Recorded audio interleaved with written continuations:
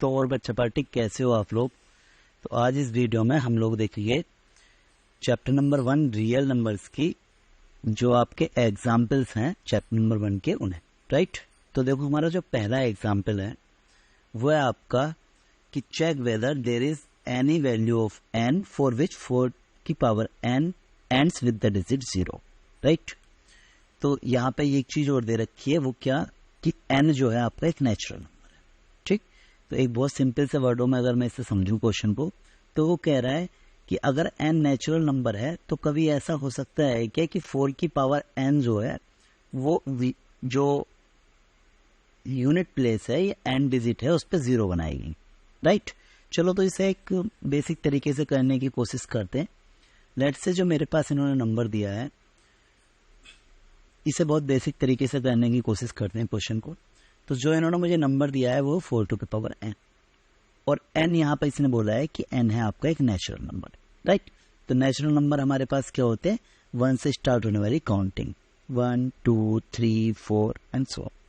इसका मतलब यह है कि हम इस क्वेश्चन में n की वैल्यू रखते रहेंगे और देखते रहेंगे कि क्या कभी ऐसा हो सकता है कि n डिजिट यानी कि यूनिट डिजिट पे, यूनिट प्लेस पे वो नंबर कभी 0 बनाएगा कि नहीं, राइट। तो देखो 4 n की जगह पहले मैं 1 रखता हूँ, 4 की पावर 1 मतलब 4। सिमिलरली अब मैं अगली बार n की जगह पे 2 रखूंगा, 4 की पावर 2 का मतलब है 4 इंटू 4, राइट, जो कि बनाएगा 16। अब इसी प्रकार से मैं n की जगह पे 3 रखूंगा, तो ये हो गया 4 इंटू 4 इंटू 4 64, राइट।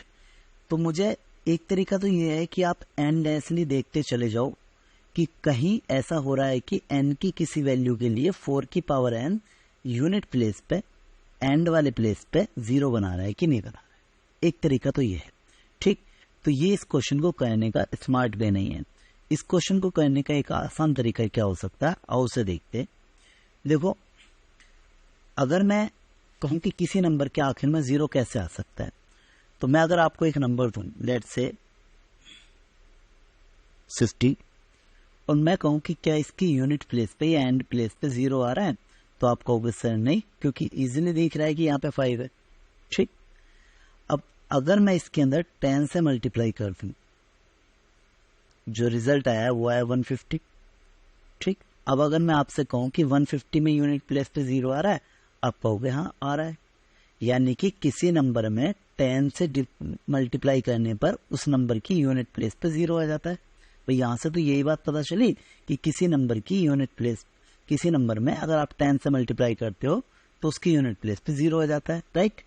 तो देखो 10 के फैक्टर क्या होते हैं, अगर मैं 10 के फैक्टर करूँ, 2 से इसे डिवाइड करेंगे 5 टाइम्स और 5 से 5 को 1 टाइम, यानी कि 10 के जो फैक्टर होंगे वो होंगे 2 into 5।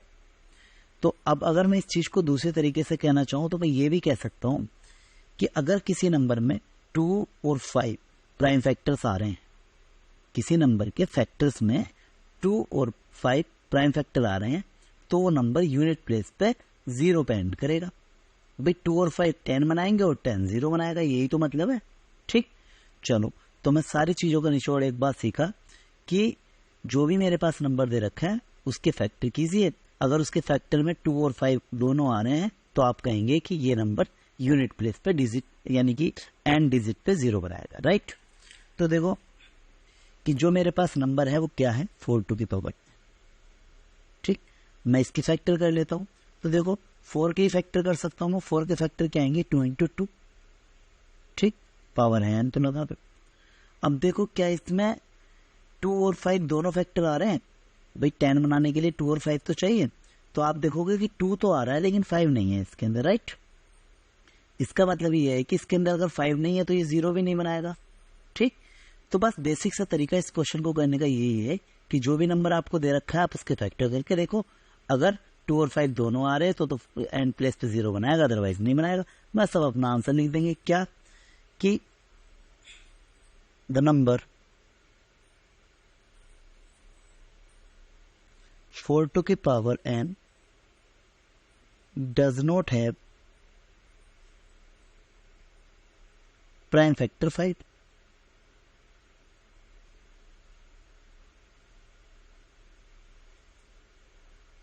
5. Hence it cannot end with the digit 0. ठीक,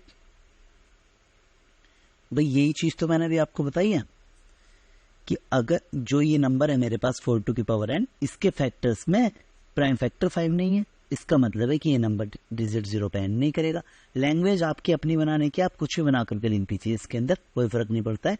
बस आपको ये चीज क्लियर करना होगा कि इसके अंदर जो प्राइम फैक्टर 5 है वो हमारे पास अवेलेबल नहीं है, राइट। तो बस ये इसका आंसर है। अब देखते हैं नेक्स्ट एग्जाम्पल। देखो एग्जाम्पल नंबर 2 जो है वो थोड़ा इजी सही है। क्वेश्चन कह रहा है find the LCM and HCF of 6 and 20 by the prime factorisation method. वो सिंपल सा क्वेश्चन है भाई, दो नंबर उसमें दे रखा है मुझे 6 and 20। वो कह रहा है इसके एलसीएम और एचसीएफ फाइंड आउट करो।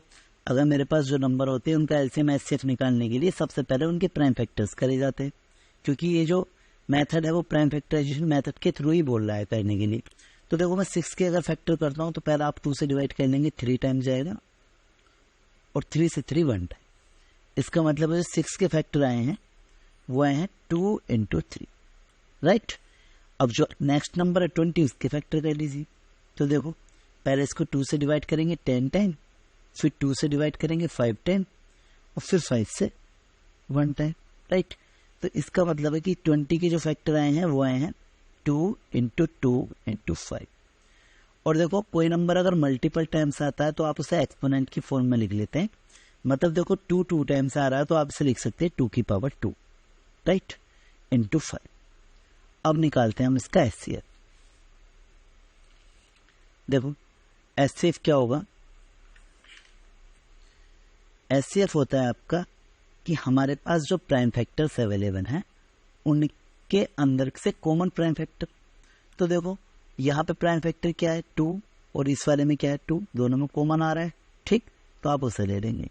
अगला प्राइम फैक्टर क्या है 3, लेकिन वो दूसरे में नहीं आ रहा है तो मतलब कॉमन नहीं आ रहा है, और यहाँ पे 5 है तो वो ऊपर वाले में नहीं आ रहा है।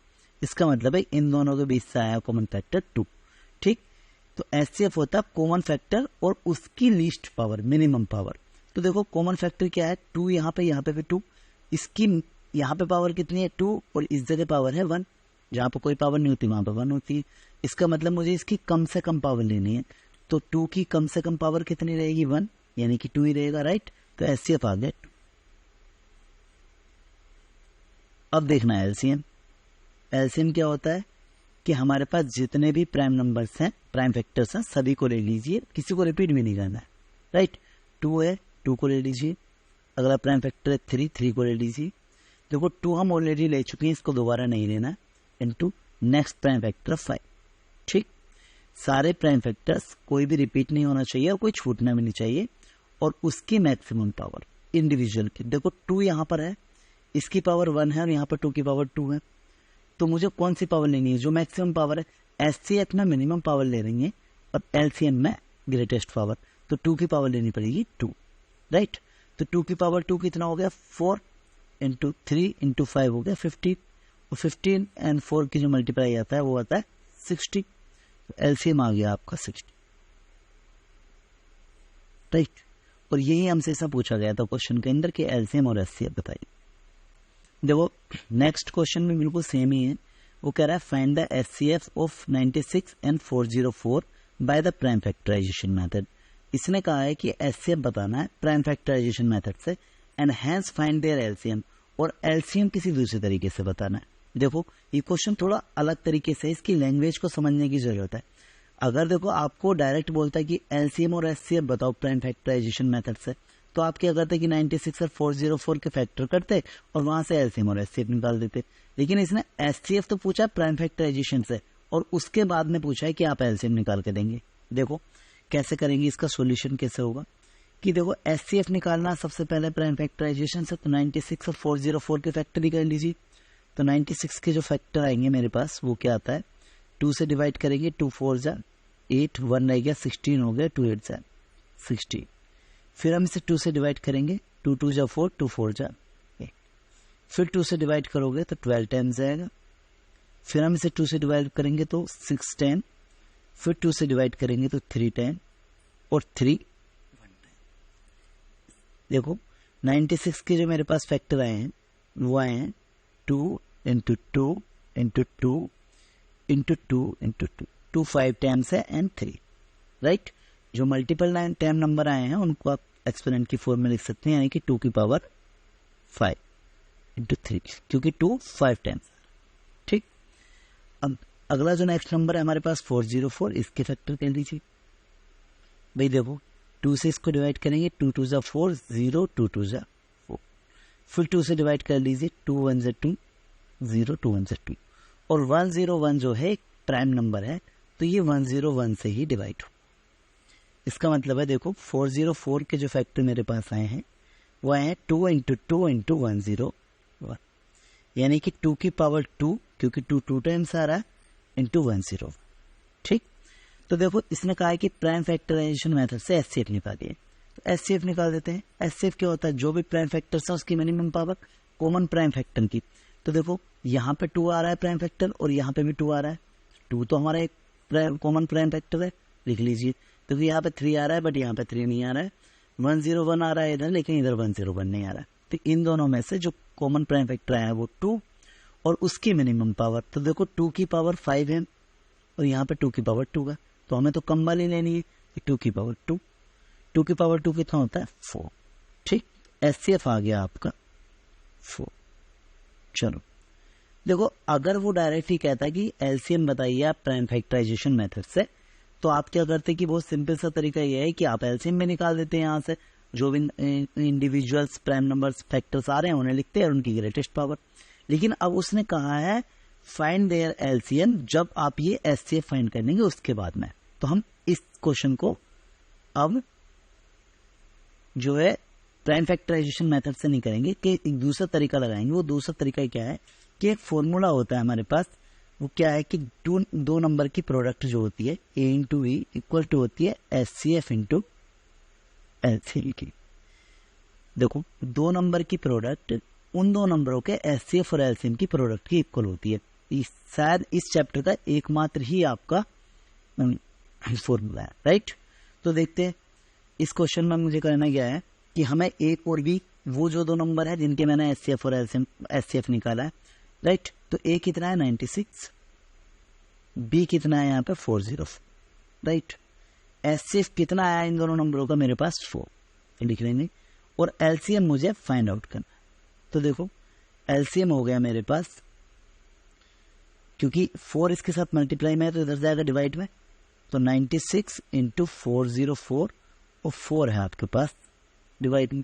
ठीक, 4 से अगर मैं इसको काटता हूँ 4 1 जा 4, 0 4 1 जा 4, तो 96 और 101 की अगर मैं मल्टीप्लाई करता हूँ तो देखो क्या आएगा 101 और 96 की अगर मैं मल्टीप्लाई करता हूँ 6 1 जा 6, 0 6 1 जा 6, 9 0 9, 6 का 6 9 का 9, 6 का 6 9 का 9।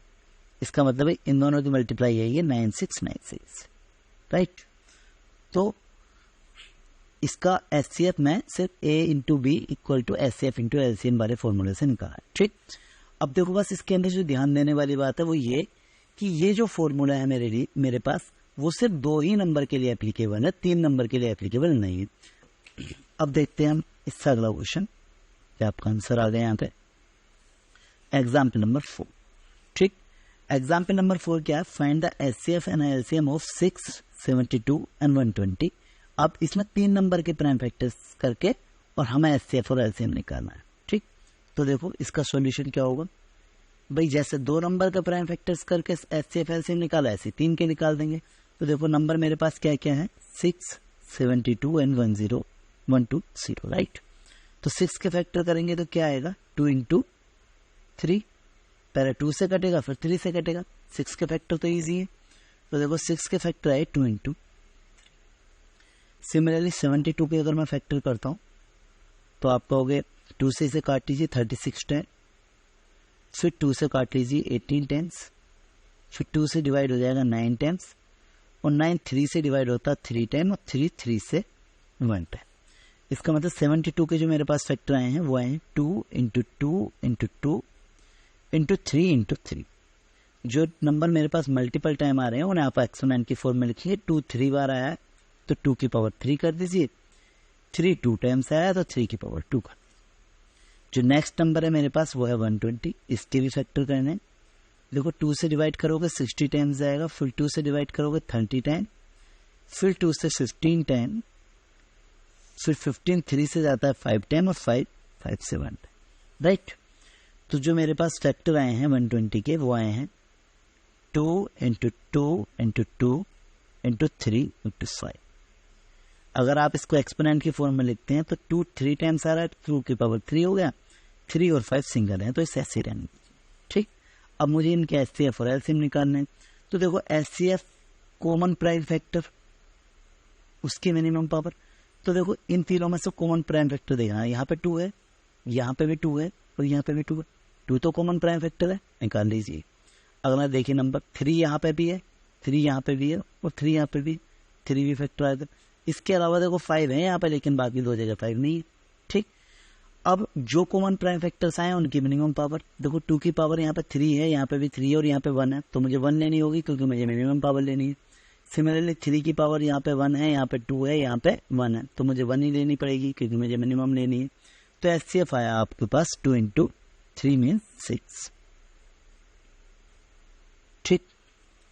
अब देखते हैं हम अपना एलसीएम। तो देखो एलसीएम क्या होता है कि आपका कोई भी प्राइम फैक्टर ना छूटे और इसकी मैक्सिमम पावर, राइट। तो देखो पहला प्राइम फैक्टर है 2, नेक्स्ट प्राइम फैक्टर है 3, देखो 2 हम ले चुके हैं, 3 हम ले चुके हैं, 2 हम ले चुके हैं, 3 भी ले लिया और 5 रह गया, राइट।